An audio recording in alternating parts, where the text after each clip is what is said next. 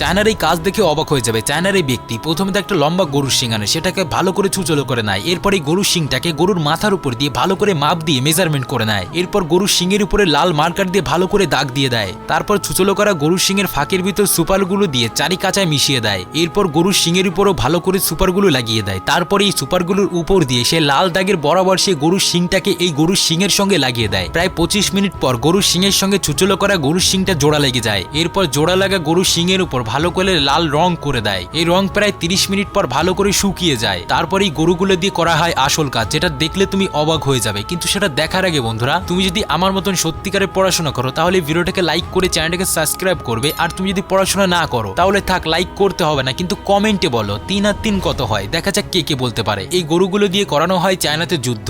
আর এই যুদ্ধের ভিতর যার গরুর শিং সব থেকে বড় এবং চুচলো থাকবে সেই গরুটাই জিতে যায় এবং গরুর মালিক লক্ষ লক্ষ টাকা পুরস্কার পায়।